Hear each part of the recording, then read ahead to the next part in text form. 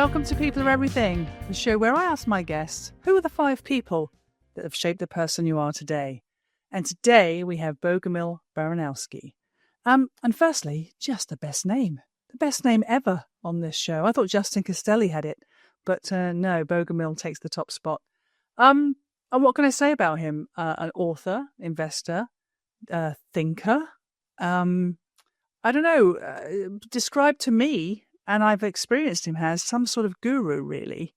He seems to be the kind of, the people everyone reference, the people want to say, oh, do you know Bogumil? And kind of light up when they say it. He has a fabulous podcast of his own. It's called Talking Billions, not millions, Talking Billions. And he has a unique perspective on wealth, very personalized, very purposeful, meaningful. He talks a bit much like, I don't know, he talks a bit like energy, for example, as opposed to sort of dollars and cents. So fascinating conversation. I wasn't sure I could hold my own with Bogumil, but I needn't have worried, actually. We got on absolutely fine. And, we shared an awful lot of the same perspectives. But, sit back and enjoy Bogumil. It's a fabulous conversation.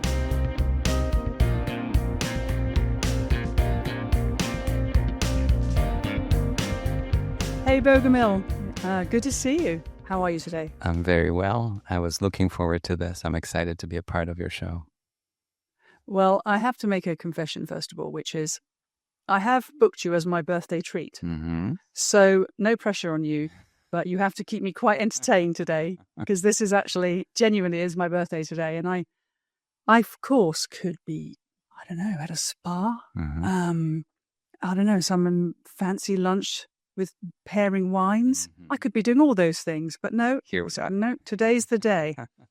I'm going to be talking to you. So I genuinely am actually really looking forward to this too. So, but yeah. Well, happy birthday, first of all. And I think we're going to have fun over the next hour. I'm really excited about this. Well, I hope I'm going to learn about money, Bogumil. I'm going to hijack this whole call so that I can learn a bit about something, because that is your, I'm going to say your specialist subject, but I love the way you approach it. And I know that there's a little collective of other people in your sphere who have really changed my attitude to money lately. So I met Adam Bruderly. Mm-hmm. I, of course, know Matt Ziegler, which is how we met. Mm-hmm. He connected me with you. And I'm speaking to Justin Castelli. I know you know Justin as well. And all of you have a different, like a really refreshing philosophy about money. I used to think it was something to just keep moving. Like, I didn't really like having any. It's like if I had some, I needed to put use to it. But what I've listened with you guys is actually, which is sort of linked, which is it's an amazing enabler. If you do use it for great things that you want to achieve. But I used to have this thing about hoarding it. Like, I can't hoard it. I can't keep it for myself. I can't keep it in my bank account. It has to keep moving. But I mean, I know I want to delve into that a bit more genuinely. I will. But yeah, that's kind of how we were connected. Matt Ziegler put me in touch with you. He's then put me in touch with everybody else. He's just the most wonderful connector. So yes, that's how we've come to meet today. Well, I love the way you framed it. To me, money, it's a very human experience, and I'm sure it will come across throughout this conversation, but I'll give you a little bit of a backdrop of my story. So I manage money for families, wealthy individuals, and families that have had family fortunes over multiple generations. So they made not just one, but many wise decisions, and in a bigger context than just preserving money and other capitals in their life. But I got interested in investing because of a book I picked up in Brussels where I was an exchange student. But I really stayed in investing because of the people, and we'll talk about people in this conversation. I was very intrigued. Who are the people behind the portfolios I get to manage when I started 20 years ago? I was hooked. I wanted to know more. And I continue to do that. When I onboard a new client, I tell them, tell me about you. And then we'll get to the part how this money came about. But who are you? What's your story? Why are we here? I love that. And yeah, I think it allows me to do a better job as an investment advisor, knowing the people behind the money. And I think it's crucial. It's a human experience. And we'll talk more about it. I'll pause here. Well, listen, it's going to be a thread all the way through because, as I said, I've got two purposes today. One to enjoy my birthday and one is to learn about money. But no, I mean, obviously I do a little bit of research before I meet my guests. And, I think that was the thread that came through all the sort of the podcast that you have. And I watched your TED Talk as well.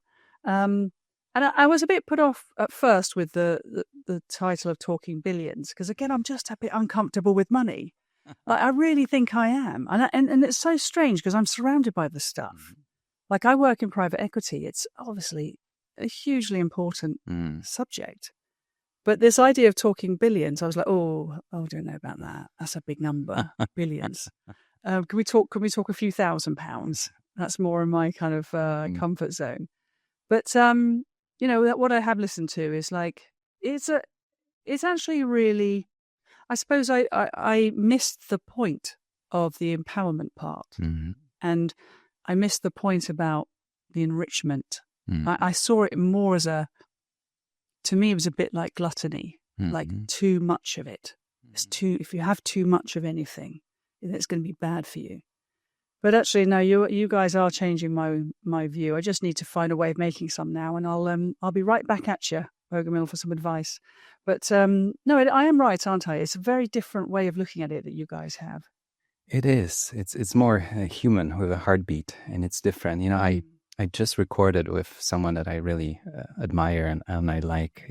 Her name is Mansoon Pabrai, and she's the daughter of Manish Pabrai. And Manish Pabrai, to some maybe members of the audience, a legendary investor who I met, almost 20 years ago, who has done very well, wrote books, and his daughter is in the profession as well. And she encourages other women to join the profession, which I really like because I feel we need more women in this profession. We're having too much fun. I think women should be a part of it too. And she told me one thing that I found really interesting. She said, my parents might leave me money, might leave me different things, but I want to be in charge of the foundation they started. And they have a Dakshana foundation that operates in India and basically helps students that are very gifted, but fall a bit short. They can't show up for the exams or can't prepare for the exams. In India, you take that exam and that allows you to go to the best schools or really fall behind. And sometimes it's a matter of a really small amount to maybe you and I, but an unimaginable amount for those kids. So basically, her dad set up this foundation to allow those kids to make that bridge, the last mile, to make it to that exam and take it.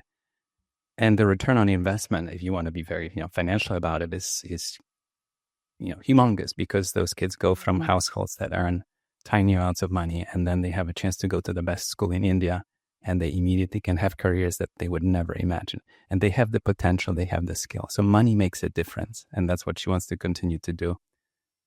And if her parents, leave the foundation to her. And I thought, wow, it's such a beautiful way of thinking how money can have a meaning, an importance, and a purpose. That's not just spending.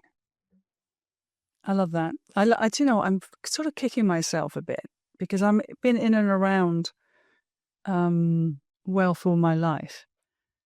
But I was quite idealistic personally, and I never really prioritize the making of it. I'm a good enabler of other people's business ventures. I've grown a lot of businesses alongside founders, but I never really saw it for myself. And I think, well, I hope there's still time for me, but to have a sort of an amount of money where you can enable other people's success, that must feel amazing. That must feel like a proper good use of your life, So, I mean, this is my little version of it, Bogumil. I'm just going to spread good news about good people. But I've been in and around people who have the similar to what you've just said outlook to their accumulated wealth, and I like it. I like the idea of that. So good for you all, and still time. Let's see what I can come up with. But listen, I wanted to ask you, because I like to kind of get behind the process a little bit with everybody. I always like to ask my guests how they found the process of choosing 5. And I know you've done hundreds of podcasts. I know that you are a very connected person. I imagine there's a deep, rich life behind these 5 people, which I can't wait to get into.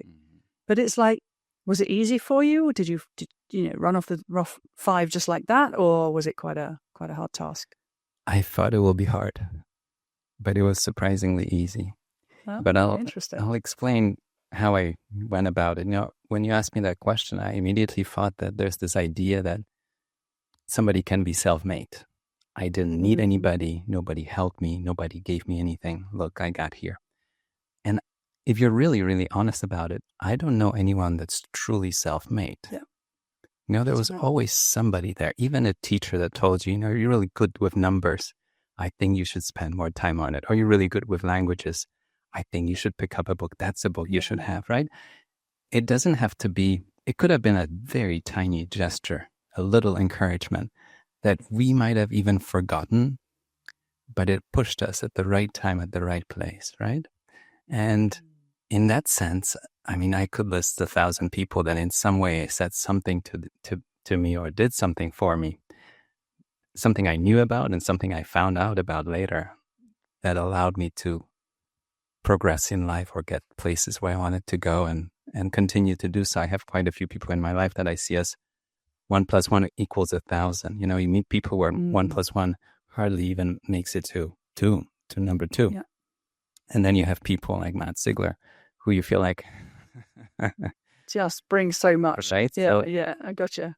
I think it's very inspiring to have people like that in your life. But I wrote down a few names and people that really made a difference. I wanted to go about it in a very personal way, like just people that really, really touched me at different points of my life and in different ways, but made a huge difference in who I am and shaped me and helped me in many different ways. So I have a list of 5 people. And then once I wrote them down, I thought, this is it. I could keep going, but I'll stop here. And there are many, many others that I should mention and will mention over the years in different contexts, but I'll stick to the 5 that you asked for. Oh, well done. Because so many people don't. Right. And I'm like, there's 5 for a reason, guys. And I've had some people recently, and I've named and shamed Helen Normoyle several times already, who was one of my guests, who managed to put about 12 in there. In fact, I think probably more. I think at one point, probably the entire Jesuit church. So I think she's somebody who very good at, bending those rules. And I think even Adam, he put the entire 9/11 event into as one. Now, we obviously had to talk about that. But I said to him, that's pretty much everyone.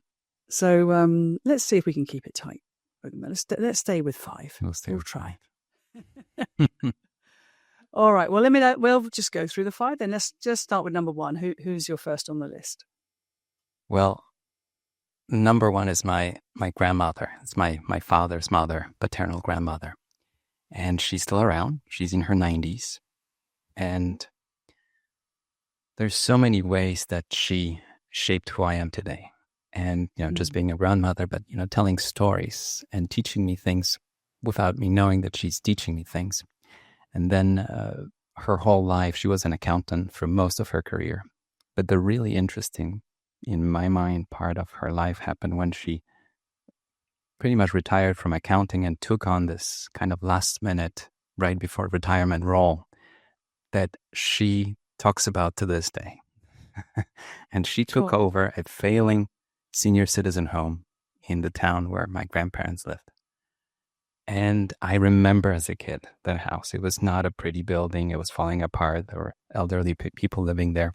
And she got the city funding. So it's all public funding, public service. And she renovated that house. But even more so, she built a completely new house, apartment building for elderly in the town that she managed until she retired. I think she spent a decade in that role. And after she left, people that worked with her and the families of the senior citizens that were living in this house would continue to write to her, send her cards, calling her, checking on her, and saying that they never had anybody run this facility the way she did. And I think it really made her life and career. It's just a highlight, and serving people in that way. And she absolutely loved it.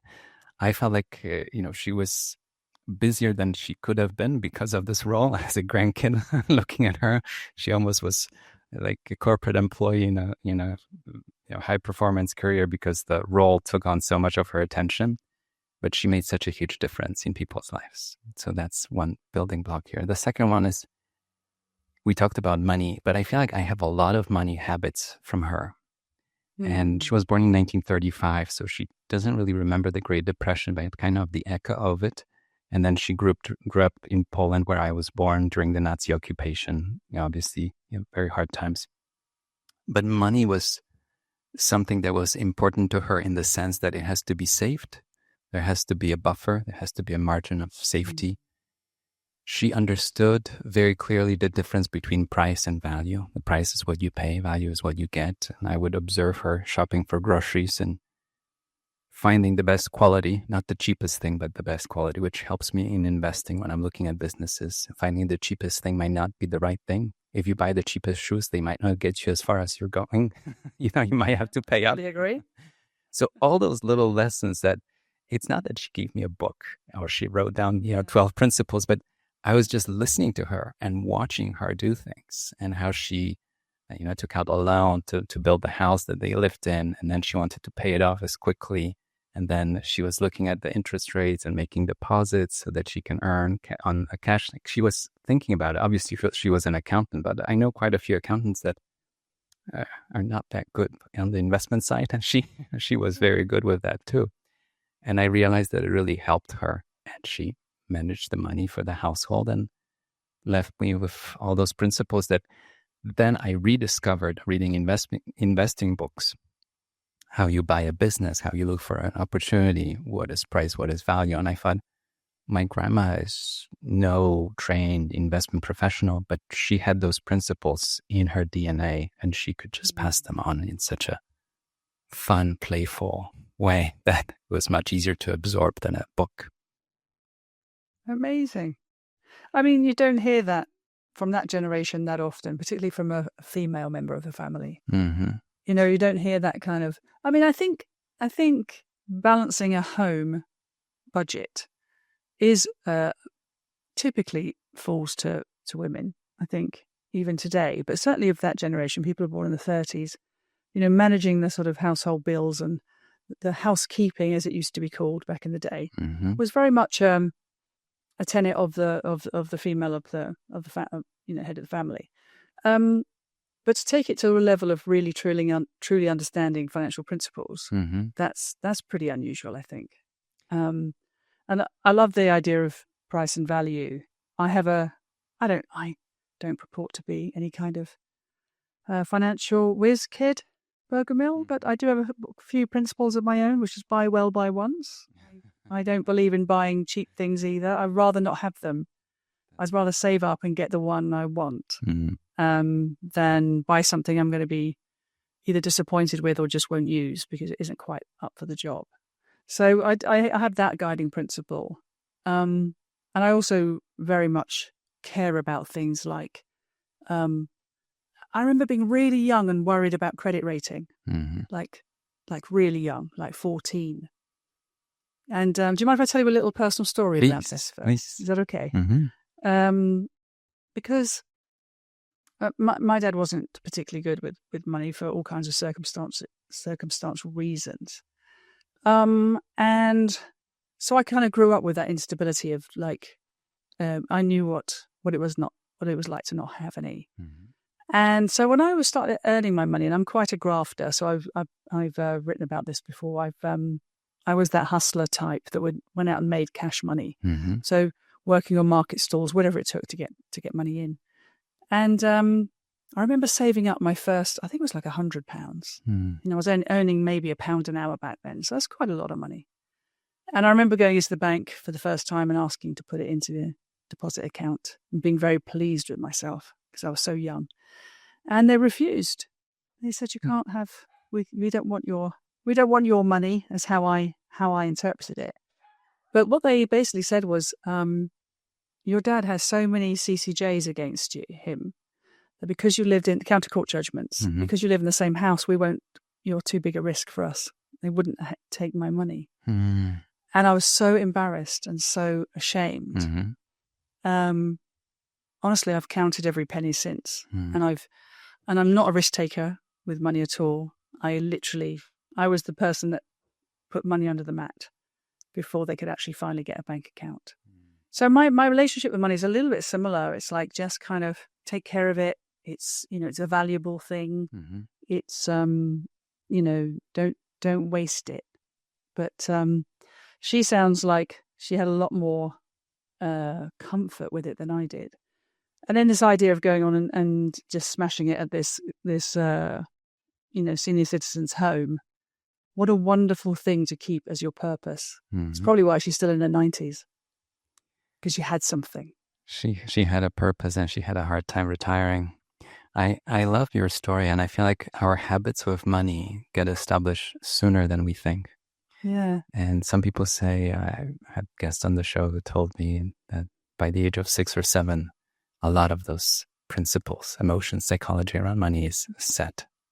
And then we almost forget about it, and then it comes back in our 20s and 30s, and we ask why. But we remember those experiences that you shared, and they stay with us, and they shape us, and we feel. That's why I see money as a very human experience. I can't accept a client that comes to me and says, here is $1 million, without knowing the context. What does this million mean to you? Yeah, yeah. Is it important to you? Completely. And when you said that right at the beginning about the human side of it, that's what got my attention too, because it's a human experience. I totally agree with that. I have a belief that there's no amount, however small, that exists in a vacuum. I tell this story, if you pick up a penny, it's your birthday, you're going to go for a walk, pick up a cake or go to dinner tonight, and you pick up a penny. And it's just a penny. You were talking about pound per hour that you were making. But you found a penny, and just to play with this idea, I would immediately feel like, look, Julia, I'm lucky. If I'm lucky, then I'm smiling. I'm going to go to that dinner with a whole different attitude.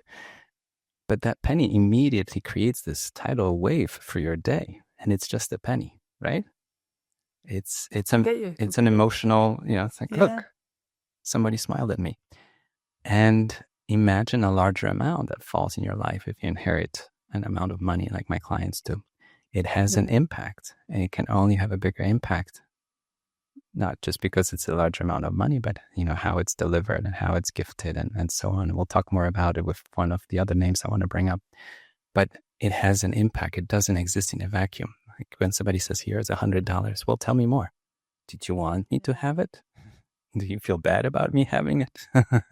Are you happy I have it? There's 1,000 ways we can go about it, but it's an emotional and human experience. Do you know what? While you're speaking, so many things are popping up. And that's, again, why I love doing this. I always learn something. You know what? Here's a little confession. I can't throw money away. For example, if I'm clearing up the house and I find, I call it shrapnel, which means just, pennies and 2 penny pieces, old money that you're never ever going to spend. And by rights, I should put it into a little bucket, and I should then take it to the supermarket and put it in one of those machines. And I do. I've done that many times in my life, and it saved, back again when I was young, I would take great big pots of pennies, put them in those machines, and that would buy my groceries for the week. But like now, even now, if I find a penny or something that's just in the bottom drawer or whatever, I can't put it in the bin. Mm-hmm. I won't do it. I will put it somewhere else. Mm-hmm. They're still in the house, but they're just not in that drawer. They're in a little bag now. I can't do it, even if it's a 1 pence piece. I can't put it in the bin. What's that all about, Bogumil? I remember a day a few years ago. My wife and I had all kinds of little coins in the house. And one Sunday, we put them all on the carpet in the middle of the room. We counted them, and she ended up taking them to the bank. And then we just donated the money. It wasn't a large amount, but I had the same feeling. You just can't throw it away. It means something has value. I want to add a bit of a layer to it. I grew up in Poland, so I got to see the last decade of Cold War communist Poland. And it was real communism. So there are countries called communist these days that are free market economies, very different than the one that I grew up in. It was a hardcore state-owned, very different era. But then we had hyperinflation, and we added 4 zeros to the currency, and then we removed 4 zeros. So money was losing value at a pace that my parents were rushing to spend the money or do something with it before the end of the month because the prices were going up so much. So I grew up with a context that money is this phenomenon that exists, but the context changes, and the purchasing power of our local currency meant something else in the 80s and it did in the 90s. So money, when I talk to my friends that grew up in the West, as we called it, or in the US, where I live now, money is pretty permanent. There was hardly any inflation until recently. So $10 is always $10, very slowly changes value. But if money loses value so quickly, it makes you realize it's just human made. It's a made up concept. It can be messed with. It can be distorted. And it's an agreed upon thing. Even exchange rates, we are so set that, pound to the dollar, it's this much. And anywhere you go, you pretty much get the same.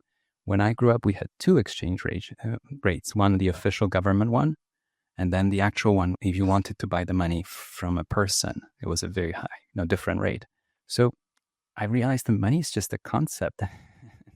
We humans mess with it a lot, and to find a way to navigate it and live with it and save something that keeps purchasing power, which matters to my clients, and maintain it over a longer period of time, a lot more comes, with it. And I guess observing all those things as a kid shaped me and expanded my imagination that there's a lot that can go wrong. And there are a lot of opportunities to chase as well. But you kind of have to have this holistic idea that it's not set in stone. I'll mention one last thing. My grandparents would have previous money. So we exchanged money many times. The currency would lose value. And in the drawer, speaking of drawers, they would have money that was absolutely worthless, like no value anymore. But also in those drawers, my grandparents had silver coins from the 1930s Poland. So Poland had hyperinflation in 1920s, 100 years ago, just like Germany did at the time. And then they linked the currency to the dollar and to gold. And dollar was gold at the time. But some of the coins were silver. And to this day, those silver coins would have some sort of value because of the metal itself. And now they're collectibles too.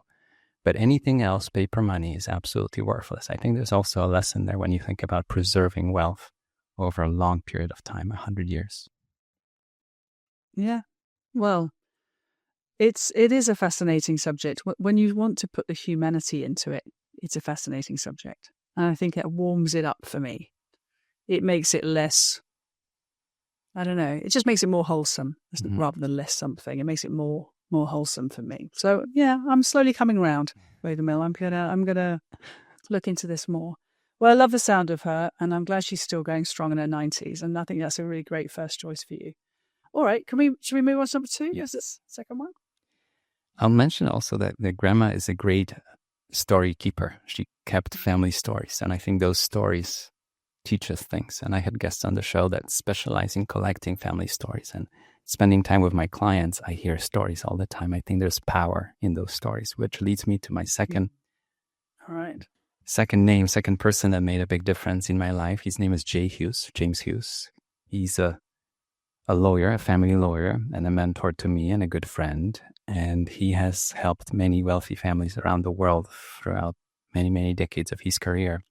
And he really opened my eyes even more to this idea that what we do as advisors is not just managing money, but being aware of all the other capitals. He talks about the human, intellectual, social, spiritual, and then financial capital at the end, how to really succeed, even with the financial capital alone, you have to have the people, the intellectual side and the human side and the spiritual side, however you want to define that. But he really opened my eyes. That's one dimension. And the second dimension that he introduced me to was the time horizon. A lot of the investment profession these days, and a lot of us are thinking very short term. It could be the next paycheck, or in the investment profession, we're looking at the next quarter. How will this company do in the next, 2.5 months? But Jay, with the families he has worked with, and now the families I got to know from my experience, expanded that time horizon to at least 100 years. It's a whole different way of looking at things. How would you think about it? And he has all those stories and one-liners that I have in my head, and they keep popping up. But he says, when you're at a family event, Thanksgiving or Christmas or any other holiday, and people are sitting and having a meal, think of everybody that's at the table and ask them who is the oldest person they knew in their lifetime. So there could be a grandmother, but who remembers her grandmother. And that person could have been born in 1880, right? Mm. And then think of the youngest family member at that table who's maybe 2 or 1 or just born, right? And that person will be in the room. Maybe will be asked the same question. How far in the future? If you really stretch it, it's way over 100 years. It could be 150. So in a way, if we were just to hold hands at that table, right? There's a family member that held a hand of somebody that's no longer with us, but was born over 100 years ago. And then there's somebody at this table that will be holding a hand of their great-grandchild, maybe 100 years from now. And I like that image because the families I work with, they think of the fortunes we manage as something that could be around for that long. There are very different decisions that you take if you have that kind of a long-term time horizon instead of just thinking about the next few months or a year. That's really interesting. So really it spans a couple of 100 years, which, I don't think there are many things that are even in our sort of physical. In this house is 140 years old. I think that's pretty old. But 200 years old, that's that's artifacts. We're getting to artifacts. They're not. And this idea of, I love that idea of holding the hand of someone who has held the hand of someone over 100 years ago. There's something very, I don't know, I suppose cementing about that. Like a family. We look at a family as the people right in front of us today, don't we? We do. And think about what went before us and what's going to come in front of us. I think that's what you're saying. I've often wondered this thing about inherited wealth.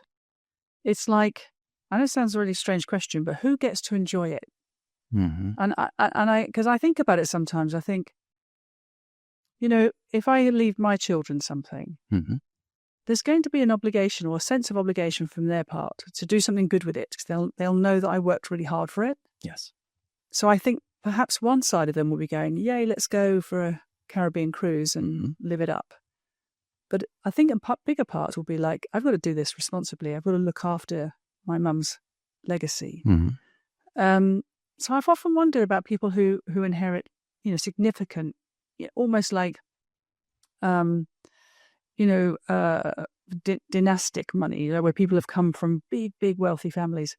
Which generation actually gets to enjoy it versus the burden of it to not be the one that messes it up? That must be playing on people's minds if you've got really significant inherited wealth. Like, don't mess it up. Do you know what I'm saying? Does that exist as a worry? Does that happen in your world? It comes with a huge responsibility, a family fortune.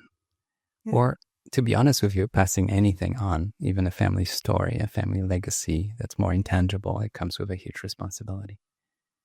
But I have this image of a forest. And I when I was growing up, we would spend a lot of time hiking in the woods. And I remember that the people would come in and cut down a portion of the forest and then let it grow back. When I think of a family fortune, I think of a forest. You and I would agree that if we go in and I have an acre of that forest, and if I cut down everything until this last tree in one season, the likelihood of that growing back in any meaningful way anytime soon is very low, right? But if I go about it in a thoughtful way and I harvest a portion of it every year for what I need and I let the rest grow, that forest will continue to renew itself.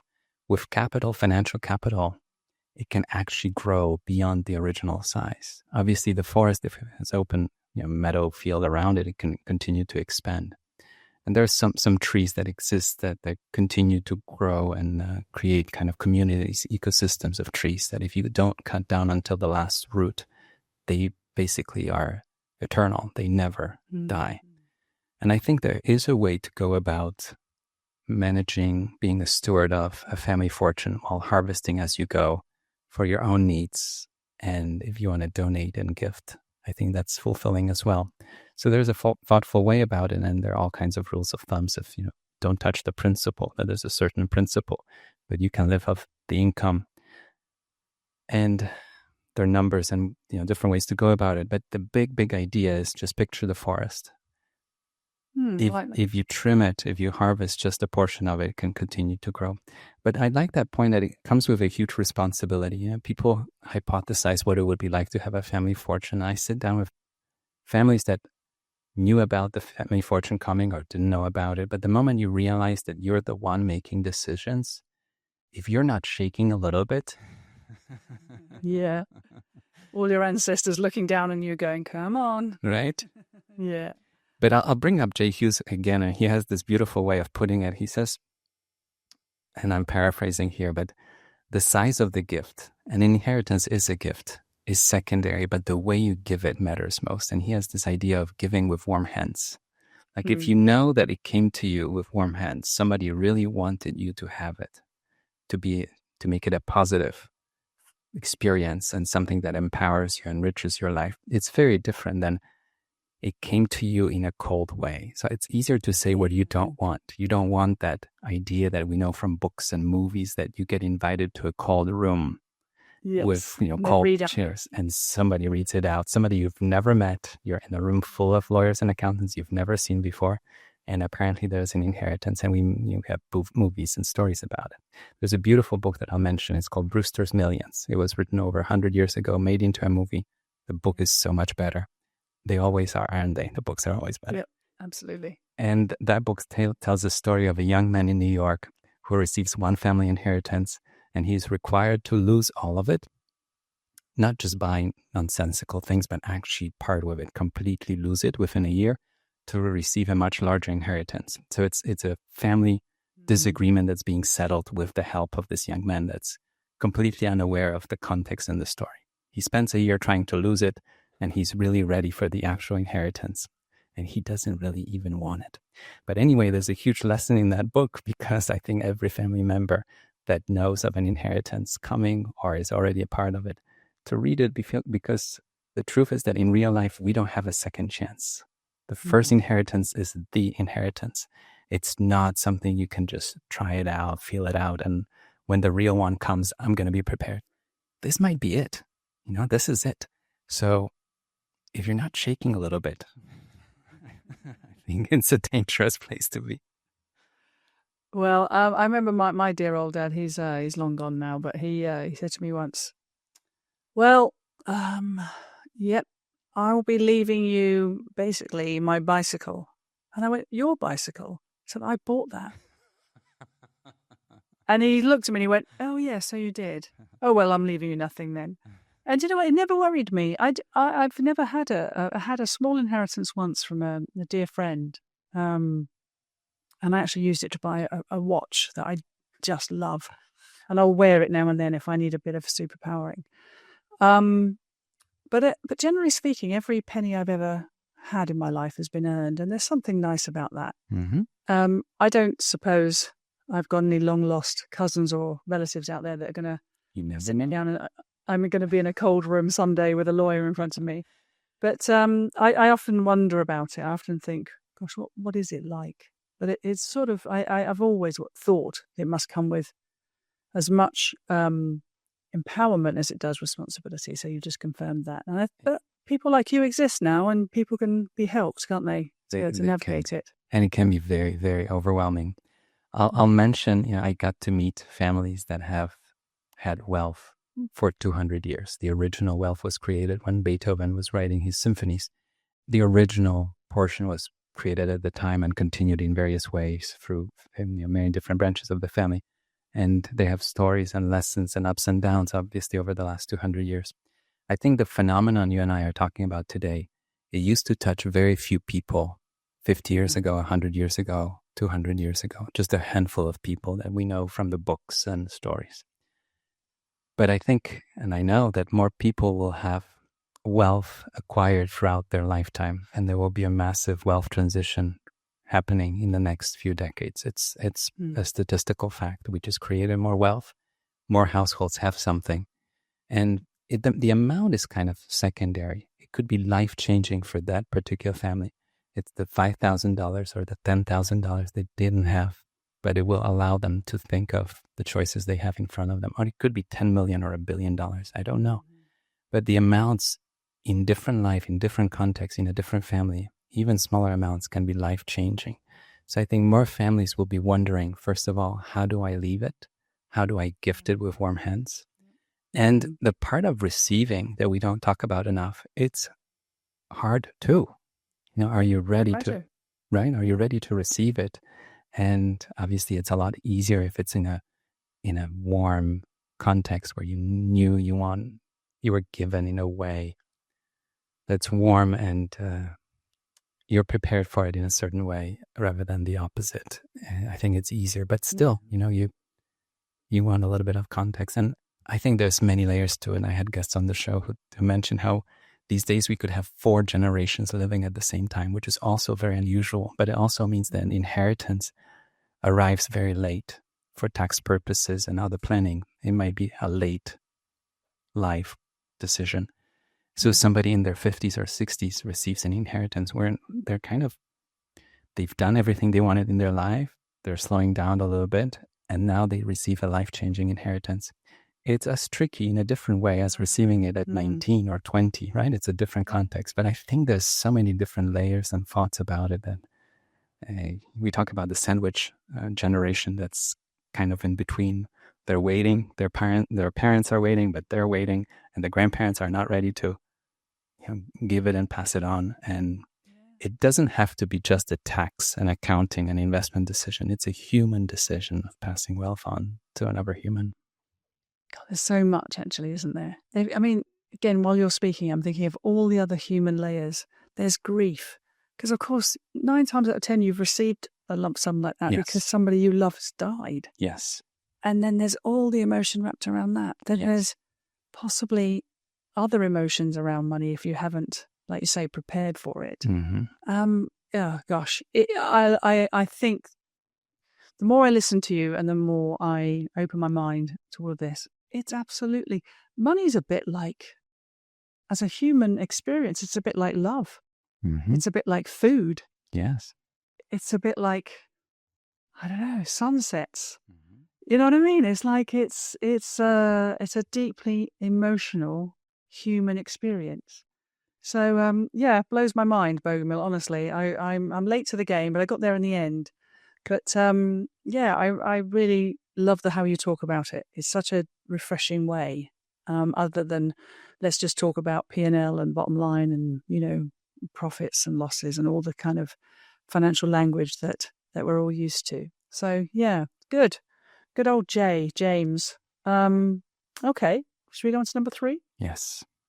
All right. Well, it's somebody from a completely different field, but somebody who had a huge impact on me. I had this dream when I was growing up of flying planes. I wanted to fly planes, and my parents talked me out of it. It was the last minutes of Cold War Poland. They said if you want to fly, you have to go to the army, and if you go to the army, you're going to be serving. It was the Warsaw Pact and the Soviet bloc, so you didn't really want to be flying. Yeah. Anyways, they talked me out of it. But the dream was there, and as you can imagine, there are dreams that you can't let go of. So when I moved to New York, I was living in New York, and I came across the opportunity of learning to fly and becoming a private pilot. It's much more common in the US than it's in other places, although I have friends in Europe that do it too. I ended up going to an airport, taking classes, and I met my instructor. His name is Tom Fisher. And Tom had a way about him. He was very calm and collected, the way you imagine a pilot. And hardly anything would move him. The weather, anything, issues with the plane or anything. He was just a rock. But one thing that he left me with that I continue to think of is that if you do anything, and especially if you're flying, you need to have confidence. There's competence that comes with time, but there's also confidence. And sometimes we're earning this confidence as we go, obviously, in any skill we pursue. And we're always like checking, how far can I go? How much do I know? But one thing he told me is that you cannot undermine the confidence of a pilot. And he told me that, there are young pilots that have all the skill, all the competence they're learning, but something happens to them or somebody says something and they lose that confidence. And I'm sure you and I could think of teachers we had in our life that told us we can't do something with such strong conviction that we took it as, God-given and unquestionable truth about us. And he did the opposite. So even if I did something not exactly perfectly, he would go about it telling me that I knew and I would improve, but not in a way to take the smallest ounce of my confidence in the process. And I thought this was the biggest gift, not just teaching me to fly, not just teaching me to operate a machine up in the air, which I find fascinating that we get to fly. I think it's a humbling thing that we can go up to the sky and fly. But the fact that the way I was absorbing this new set of skills that I was very passionate about, he would do it in a masterful way that would never take any of the confidence away, because he always knew that you can relearn, unlearn a skill, but it's very hard to restore lost confidence. A little bit like lost trust, isn't it? Yeah. It's a similar thing. It's like once it's broken, it's really hard to get back. But I absolutely love that. Do not undermine the confidence of a pilot. Yeah, I mean, any human being in any anyone context, really, yeah, because it applies everywhere.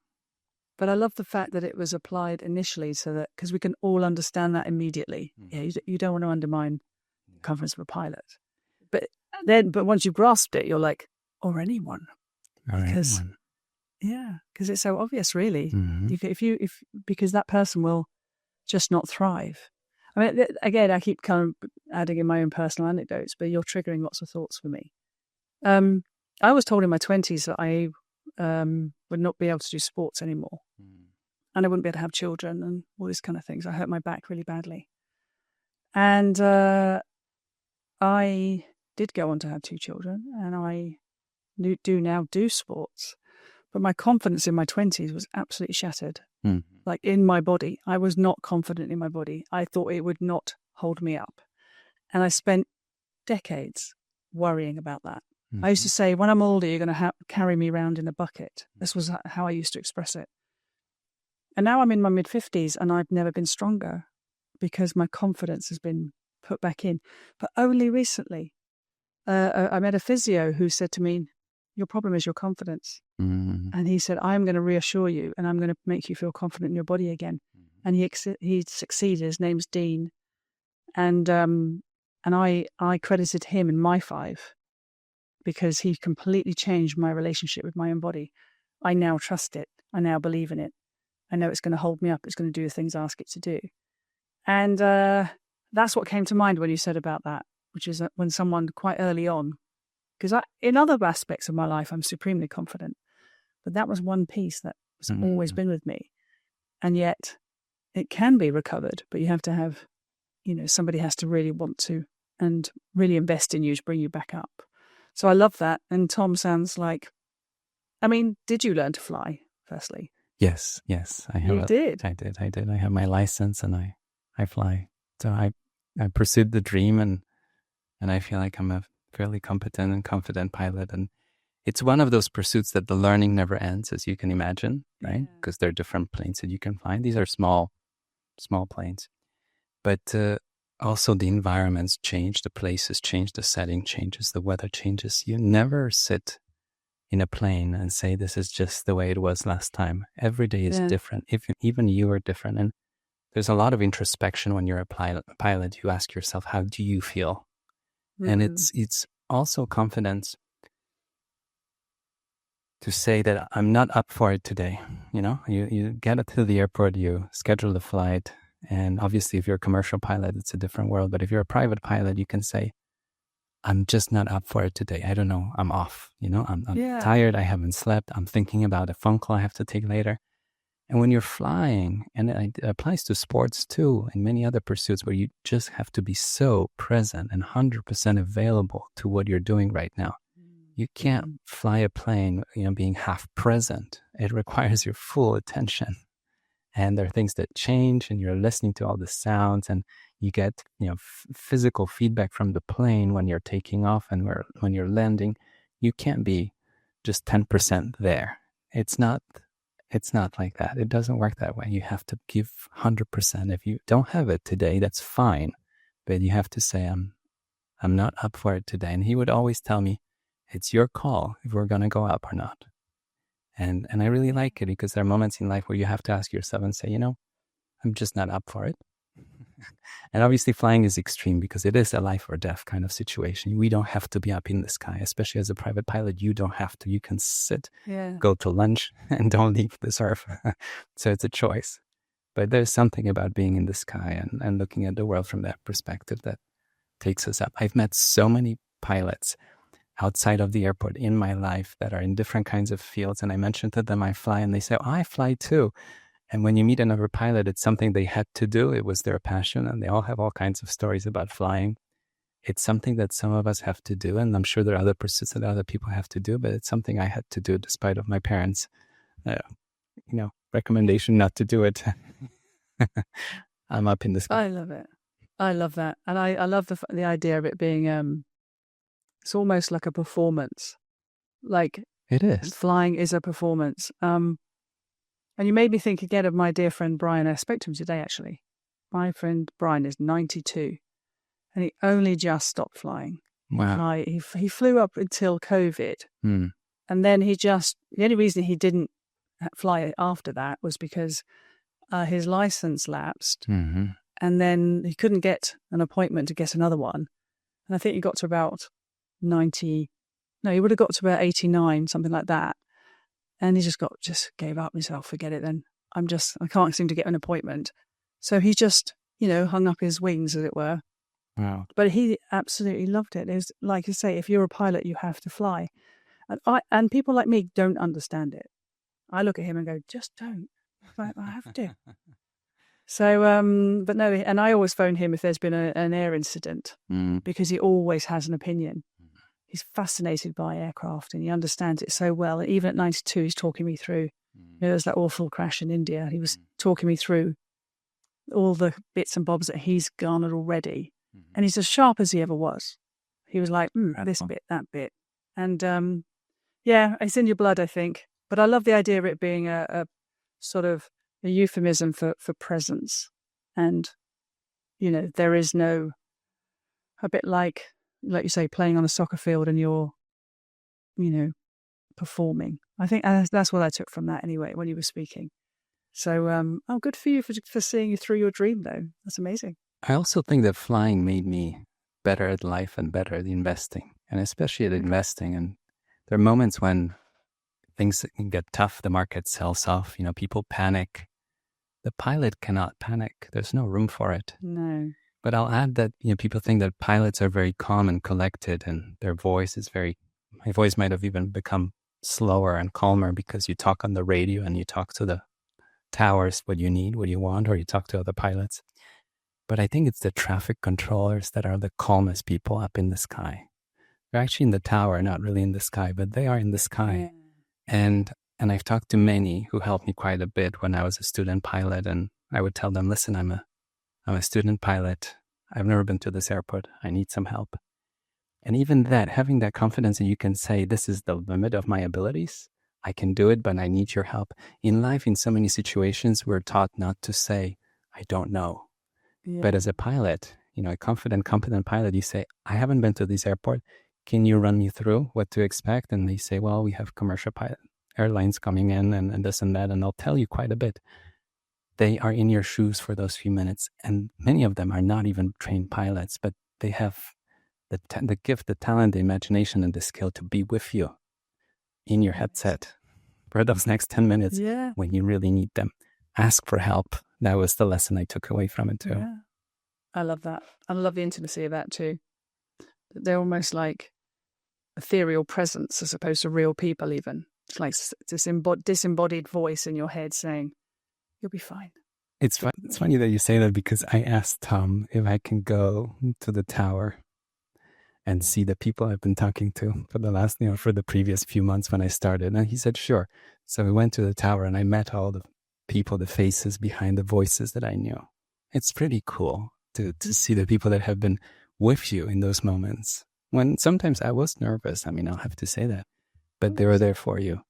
And they're real people with a heartbeat. And again, a very human experience. They are there to help you. Amazing. Well, I'm deeply impressed by that. You won't get me doing that anytime soon, Bogumil. So I joked with Brian once that he tried to take me up flying. He's had all kinds of air incidents, shall we call it. Mm. And I said, there's a reason why I didn't go that day. No, he said, that's right. He said, we were going to go when you were about 14. Known him a long time. He said there was something wrong with the plane or something. I said, yes, that's why we're both still here to talk about it. So we were destined not to go up that day, in my opinion. All right, good. Well, okay, let's go on to number 4 then, please. I wanted to improve my public speaking at some point. And I signed up and joined one of the oldest Toastmaster clubs in New York. And I got to meet one of the older members. His name is Eric Rock. Really good name. Eric Rock. And Eric took me under his wings to bridge with the previous guest here. And Eric showed me how you go about delivering a proper speech, how to write it, how to structure it, how to deliver it. And he became a friend. We had many dinners. I got to meet his family, and it was just a wonderful experience. And the whole Toastmaster format, I don't know if you're familiar with it, but no, we would meet every week until COVID for many years, and we would have prepared speeches, and then we would have impromptu speeches when one of the guests would come up with a topic and call people out.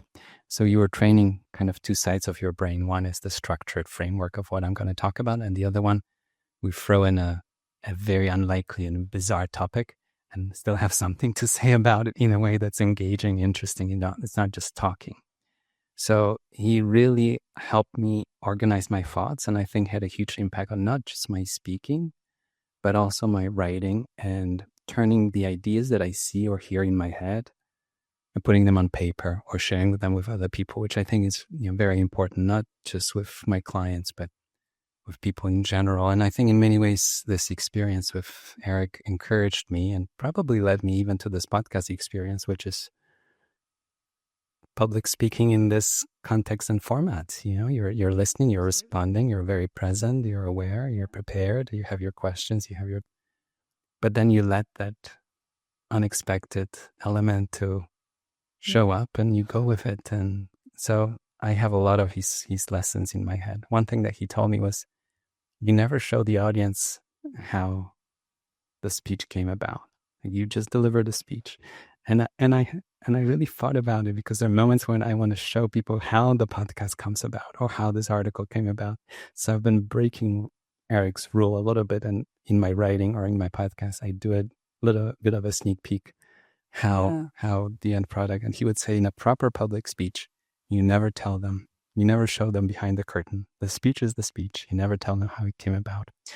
I don't know. It's one way of going about it, but I have fond memories of all the times we spoke. That's another performance thing again, isn't it? I do get his point about, that for something to feel, there is something about public speaking that has an element of mystique about it, because so few people can do it well. And what we want is to buy into you. When you're on that stage giving that speech, we want to buy into the authenticity of it. We don't want to know that you spent, for example, 10 hours preparing, and that you've had a coach, and that you've been sweating buckets behind the scenes, and actually you've almost didn't do it because it's so hard. We just want you to turn up, and we just want to sit there and smile back at you and feel, and your confidence make us confident in you. Yes, that's kind of the magic of it. It's a bit like an extreme version of that, I guess, is stand up, isn't it? Where if someone steps out onto that stage, if they're even slightly off, you're just going to sit there like that and face that says, "Oh, this is going to go bad." But if someone walks in and they've just done the work and they just deliver, there's something supremely impressive about that. I think that's why public speakers tend to be quite revered in industries. If you're good at it, it can be quite a fast-tracking thing for people's careers. I don't know. Do you agree with that? Is that something? I do, and I think we have more history as a species with listening to people rather than reading things when you really think about it, right?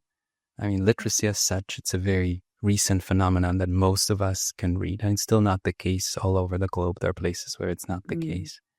but we accepted that anybody can pick up a newspaper and read it. It wasn't the case. Most of the messages, whether it was at church or a temple or any other place, it would be delivered through a speech. And then I just picture, ancient Greece or Rome and the big square where people would come and share ideas. We use Twitter to do that now, for better or worse. But public speaking was the way to, and there are those stories of ancient characters, philosophers, I'm forgetting who it was, that had some sort of a speech impediment, and he had to learn to speak to defend himself so he doesn't lose the rights to his father's inheritance. I forgot who it was. I'll remember at some point. And I thought, wow, that's a huge ask and kind of bridges a lot of topics we talk about, because he had to overcome the inability to speak and do something to defend himself. So he got what he was supposed to receive. So I think there's something about it. And we go through, there's not enough.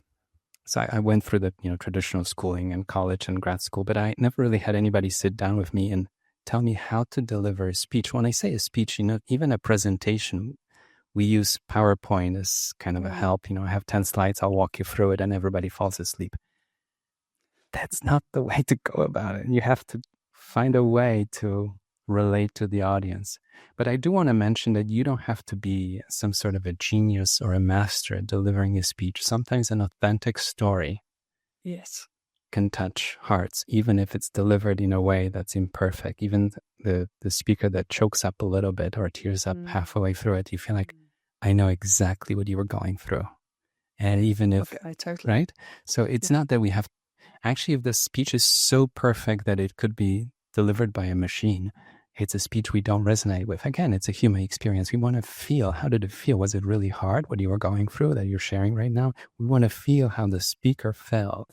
So it doesn't have to be perfect, but it has to be really you and really authentic. You mentioned my TEDx speech. When I was writing it, I got a lot of feedback from my Toastmaster friends. And at some point, I kind of capitulated. I think that's the best word to describe it. And I said, at the end of the day, it has to be my speech. It won't be perfect, but it will be the best I can do at this point in time. I was asked to deliver it in California. I was excited to do it. And it was years ago. I don't know, 6-8 years ago. And I thought, I can't deliver somebody else's speach. It's going to be just my words, my thoughts, the way I would say it, even if it's not exactly by the book correct, but it has to be me. And that's when I said, thank you to more feedback, but let me do it the way I'd like to do it, because it's going to be me standing on that stage doing it, nobody else. Oh, and I think everybody knows when something's inauthentic anyway. I think you work it out in a nanosecond. Yes. And I love the fact that there's a sort of a link back there to your grandmother on storytelling. Yes. The power of that. And I totally agree. This idea of ancestral stories passing down generation after generation. And those stories, they're everything from actual stories, of things that actually happened, right through, but, linking it back to money again about, societal constructs. Mm-hmm. That's a form of storytelling. Yes. Like you say, money is about a form of storytelling. What we tell ourselves about it, what we tell ourselves about what it's worth, what its value is. It's all stories. Mm-hmm. So I love what you said about the person that can really hold the story, that has great power. I remember speaking about there was something I don't really remember the context of it, but someone said, well, it's the one who tells the best story that's going to win. And that's that's a historical truth as well. So good old Eric, great name as well, Eric Rock. Is he still in your life? Do you still know him? Eric passed away, so he's not in my life, but prematurely. Oh, that's a shame. I mean, he sounds like a good person to have in your corner. He touched many, many lives and many junior Toastmasters in my club, so a lot of people have fond memories with Eric. Oh, well, hope he's entertaining the crowd wherever you're 100%. now. 100%. I'm sure he will be. All right. Are you okay to move on to number 5? Are we? Yes. Oh, wonderful. All right. The finale then. Bogumil, who's it going to be? So I picked someone that I haven't met, somebody that I asked a question in a public arena once, but somebody who had a big impact on me, and not just investing, but life. And the person is Charlie Munger. And I'm sure you might be familiar with the name, Warren Buffett's business partner over Oh, yes. many, many decades. And the reason I want to bring him up, because I find myself going back to the lessons that he shared with us through his speeches and work and everything else. And it's not just about business, and it's about how to live your life, be curious, be useful, be kind. And you brought up a key word for me, which is trust. And he had this idea of a web of deserved trust in life, in business, that you have people you can just call and you know they'll do the right thing, even if you don't know what the right thing is, or even if you're not in the room. And I think it's a very powerful idea. And there are so many other things that he shared with us through his life. And he passed away a few years ago at almost 100. And when he passed away that week, I downloaded a bunch of interviews that he gave in the last year of his life. I think he knew that his time might be up, and he volunteered, or he said yes to a lot more commitments in the last few months. And he was as sharp as ever at 100, telling stories and anecdotes. Really impressive, memory and alive. And I meet so many people in my field, but not only, that have heard of him, read about him, and took away something from the life that he lived. And it's not, he said in one of the last interviews that he became more, he doesn't want to become more of a guru to the young people that he already is. And I think it was something, disarming about the way he thought of himself. But he knew that he spent a lifetime learning things, and he knew that he can't keep it to himself. He has to share it. And I asked him and Warren a question at the Berkshire meeting in Omaha the last year when Charlie was there. And I asked him something that bridges it with the other conversations we had today, which is 100-year vision, something that Jay Hughes told me about. And I asked them about the 100-year vision, and they told me so much more. But I asked them about the idea of planting trees for other people to enjoy, which is a famous quote.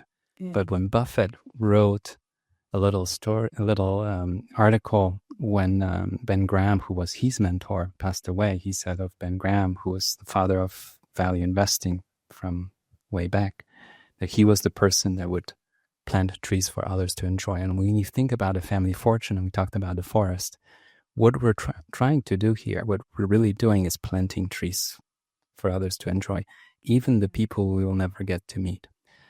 But so they gave me an answer, and that was as close as I have gotten to interacting with Charlie on this planet, asking that question. And Charlie chimed in and talked about Ben Graham, how he was all about teaching and being very generous with people. And I think that's exactly what Charlie wanted to do. He wanted his life to be an example, and his lessons and mistakes that he would talk about as well, to be a lesson to all of us. So in many ways, he lives on through all the talks, all the writing, and everything else that he shared. And I think he will continue to make a lasting, impact on many lives to come. Oh, and I think he's a very fitting number 5 here, to be honest, because it's kind of the embodiment of everything you've spoken to about up until now. And that idea of, again, I don't know why none of these things I've thought about until this moment, but of course, the things we do now are going to have such far-reaching impact on our future generations, and are not even directly our families. Back to that enabling thing of Warren Buffett famously was so philanthropic. So it's like this idea of enabling, as many people as you can going forward, in many societies, many cultures, many communities, etc. And that the things that you do today could have such far-reaching, and that is legacy, isn't it? At the end of the day, that's much more, has much more sort of substance to it than a statue in a park. Like, you may not be spoken of personally, 2-3 generations from now? Probably our names won't be spoken, will they? No one's going to remember us by name. But our impact could have very far-reaching generational impact. Well, you mentioned the park. There's a tree in a park next to my grandparents' house. And that tree was planted by my great-grandfather in 1917. So over 100 years ago. And that tree was kind of almost like a family member. I would walk past it. I learned to ride a bicycle next to it. And whenever I visit, I walk past it. So that tree is to me symbolic because I never got to meet my great-grandfather. He passed away a few years before I was born. But the tree that he planted when he was a teenager, it's still there with a plaque. It was a bunch of kids from his high school that came and planted a few trees, and that's the tree. Amazing. And it's an oak, and it's an all beautiful tree, and it's still there. And it's quite symbolic, has a shade, shadow, and you can stand in it, and somebody else planted it. So you have this continuity across generations that I find fascinating, and that's what I interact with and work with, not just financially speaking. I have this idea that no generation needs to start with zero all over again. Here, for a minute, just financially speaking, you and I, many people have started with, close to zero, with little, but that's fine. But what can we do? And with this phenomenon that's happening these days with a lot of wealth creation, many households, and I'm not talking about billions. I mean, there are smaller amounts that are there, so that it's passed on. And the reason it's significant, it's just allows the next generation to start from a whole different point. There are kids graduating these days in the US, for example, with huge student loans. So in their early 20s, they are already way behind, just earning their way back to zero. We're not even talking about building net worth, but coming back to zero. When you think about knowledge, you and I entered this world and we're building on something that was built before. All the authors that wrote before, playwrights and even concepts, or how you structure a story, how you write a book, you write, I write, and then we know about it. So we're all building on something that's been built before. But in terms of money, somehow we fail to do it. And generation after generation, we start from zero. To me, it's like trying to reinvent the whole world on the knowledge side and never reaching for a book in the library, right? Why do we have to start from zero? So if there's any overarching goal with what I'm trying to do is, yes, I'm helping families perpetuate and grow this wealth that has a positive impact on the lives of many. But then I'm thinking, what else can we do so that more people can learn from those families and not have the next generation start from an absolute zero? Wouldn't that be nice? That sounds very good, Bogumil. And I think, again, it comes back to that higher purpose of money again. I mean, yeah, this conversation really it's going to leave me, I don't know, I think I'm going to think differently from now on about this whole thing. I am proud that my children, for example, went to university. I didn't go to university. Nobody in my family went to university. And I have a sense of pride about that. I have a sense of pride about all kinds of things that I've kind of been the beginning of. And yes, of course, I'd like them to be able to, I don't know, maybe not start with, I can't say that I'm going to give them that big a head start. And I don't necessarily believe in that in some levels. I think there's something in the struggle that's actually really powerful, and something in the attainment of something by your own hands. But equally, if I can teach them a respect for money and an understanding of its value and purpose, then should I be fortunate enough to leave them something, that they do something really, I suppose, purposeful with it. That would be my wish. If I had to put any conditions, I'm going to write it down, right? I'll put it in my will. You can have this, but I want you to do something purposeful with it. No, I probably won't say that. But you get my point. There is something about the zero which can really give power to you as a human being, and privilege is not just about the money in your pocket. You can get a lot of privilege from a lot of negative experiences because you learn so much, and true resilience only comes from experience, right? So I look at my life and I think, well, I've overcome so much that makes me extremely resilient and capable. And there's something about that. But would I necessarily want that for future generations? No. Would I like to ease their path a little bit? Yes.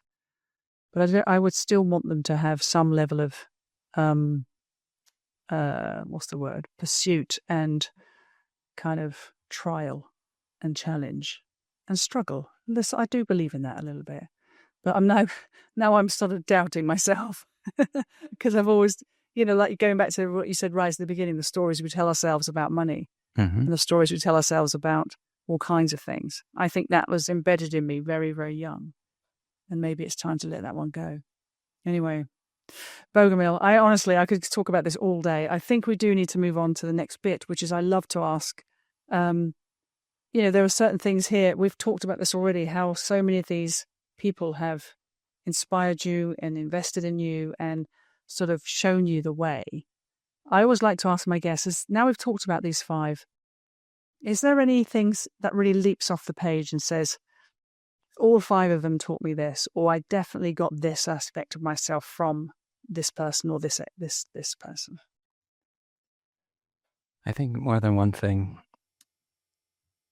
There's this human overarching element, it's about people, whether it was communicating with people or teaching people and having confidence or having respect and serving people like my grandma did, or being useful to people like Charlie. But there's something about, at the end of the day, we're doing it for someone, right? Yeah, 100%.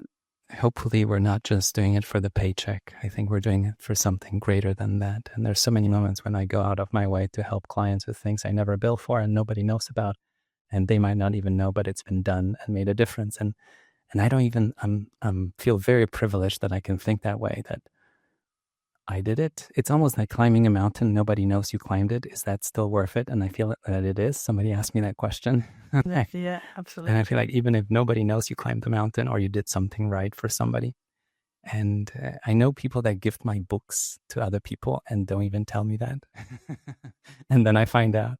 And they do it on purpose, kind of a, gesture of kindness. And I think there's those moments that you want to do something for other people. And I think that keeps us going and engaged. So I got into investing because I found it as a fascinating pursuit. I stayed in investing for the people I got to know and work with and help because of the work that I do. And yes, the goal is to grow the amount from this to larger and larger. But if I didn't know the context and I understood the meaning and saw what kind of an impact it has on people, I don't think I would have stayed in it for the 20 years that I've been doing it. And that's what keeps me going, that I know that what I'm doing makes a difference in people's lives, and talking about it and sharing it in this format or writing, I think can reach more people. And I see how they respond and write to me and share their stories. And it's a human experience that rhymes across the globe. And it's fascinating to see it. It's not just the US or the UK or a European experience. It's a human global experience, no matter what the context is and the size and the extent of it.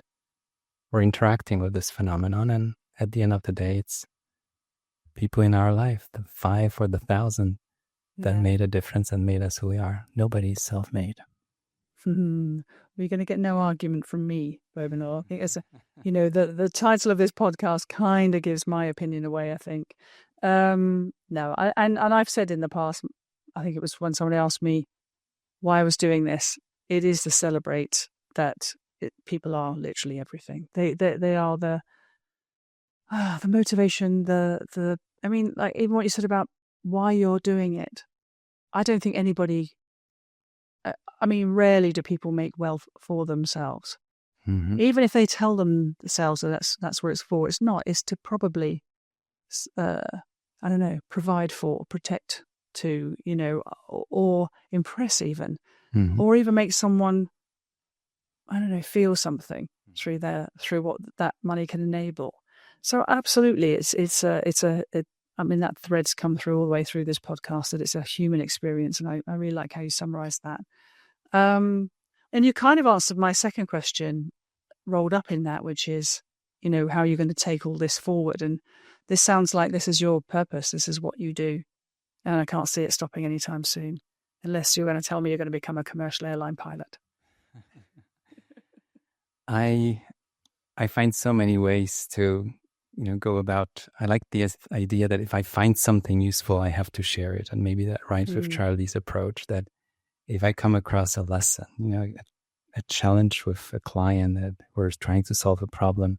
And obviously, it's all private and I don't share their details, but I walk away with a lesson from every single experience. And whether it's on the investment side or client side, and I feel like in some way, I want to bring it back either in a conversation, in a podcast, or in an article, because I feel like I like this idea that we all think that this is only happening to me and never happened to anybody else. And it's very limiting to think that way. But the moment you realize that pretty much anything that's happening to you probably has happened to somebody else, good or bad, expected, unexpected, however you want to judge it. And that moment where I had Caleb Breakey, who collects stories from families and tell me how one person's vulnerability can be a lesson or encouragement for somebody else. So when you share something that happened to you, somebody else can see as, oh, wow, it's happening to me. I could go about it a similar way and maybe feel more empowered. There is some benefit in this format that we have these days. And I talked about it. I would call it, and people call it, learning in public. But the podcast is learning in public, and writing is, publishing anything is learning in public. People read it, people will have opinions about it, but what you get back is, 1,000-fold more, because you get in feedback, inspiration, ideas, stories. People want to have coffee with you or invite you to dinner and tell you their stories. And I feel like it's an open-ended permission to continue to learn about being human on this planet. Oh, 100%. Honestly, this is I know I was teased earlier about this being my birthday. This is my favorite thing to do. Yeah. I learn so much. I've made so many notes, Bogumil. It's like, and there's some of it's about you, but mostly not. It's mostly about what am I going to think about next. It's always I learn something, and I totally know what you mean by. We talked before the podcast, didn't we, about the format of the medium of podcasts, and there's something about them that's I don't know, it's fairly unique, such as the intimacy of this conversation is on somebody's headphones. Somebody's going to be commuting when they're listening to this, and some of it will resonate, and some of them it'll make them think. It'll be a permission giver for certain other things in their lives. And it might be shared, this particular podcast, to people who might need to hear what we're talking about. And it can just travel like nothing else. And a bit like a book, I get that. But a book is not interactive the way a podcast is. No. A book is usually written by a person. And it's not a conversation back and forth. It's a sort of stream of consciousness, a sort of written thoughts. Whereas this has a flow. It's a back and forth. It has and it's unique. Nobody's going to have this conversation the way we're having it anywhere else in the world. Similar themes, maybe, similar formats, similar all kinds, but not this conversation right now. So, talking of which, we're coming to an end. I did ask you at the beginning, again, offline, who I should speak to next and why. And I'm hoping you've thought of somebody.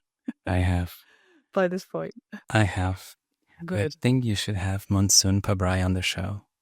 Monsoon Pabrai, she's in her 20s. She's an investor, grew up with a father who was a legendary investor, and she's just an all-around fascinating human being with great curiosity, not just for the world of investing, but human experience in general. And the way she talked about the foundation that her family runs and her visiting India and seeing the kids that their lives change because of a small and subtle help from our perspective, but life-changing impact for them, that they can go to a school and fulfill their dreams. I think she would be a wonderful guest, and I am very, very curious who are the 5 people that she would mention, but I'll do my best to connect the two of you and help that make it happen. Well, if it helps to sort of oil the wheels, I lived in India for 5 years, so I am deeply connected with the place. I absolutely love India. So I would love to talk to her. And if you can make that happen, I'll be very, very grateful. I'll do it. Talking of grateful, thank you so much for taking the time to talk to me today, Bogumil. I found it absolutely fascinating. One of the reasons I'm doing what I'm doing is I meet people way outside of my normal. And yes, I do, as I said before, I work in and around sort of investment space, but not at this level, not at a personal kind of human level that you do. And you absolutely have impacted me today. I am going to think very differently about, money, I suppose. I don't even really like saying it. But I want to think differently about money. And I think you've inspired me hugely today on that subject. So thank you. Well, I love the sound of everything you said, and I want to wish you a very happy birthday again. Oh, thank you. I think it will be hard for you to forget this episode since we recorded on your birthday, and I hope it stays with you for a while. And I wish you a lovely celebration this afternoon, and it was such a joy to spend this hour with you. I really appreciate it. No, pleasure's been all mine. Thanks so much, Bogumil. All the best. See you. Bye.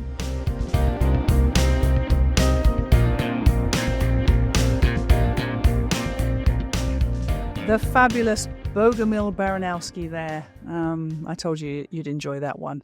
And great name. But talking of great names, here's another one for you. Next week, I have Dr. Eliezer Iwuji. And for those of you who tuned in to season 1, you'll remember I had Chukudi Iwuji, his son, on my show. And Chukudi nominated Eliezer as his sort of tag. And it was just such a joy to speak to him. So I can't wait to introduce you to Eliezer. If anything, I don't know if there's much content out there that is between somebody of my age and somebody who's 97. They don't tend to do a lot of podcasts. So, anybody that's lived that long is definitely worth paying attention to. So I can't wait to introduce you to him next week. In the meantime, if you liked today's conversation with Bogumil, please like, subscribe, share, comment, get in touch, all the usual things that I request each of my podcasts. And until next week, have a great week ahead. Take care. Bye-bye now.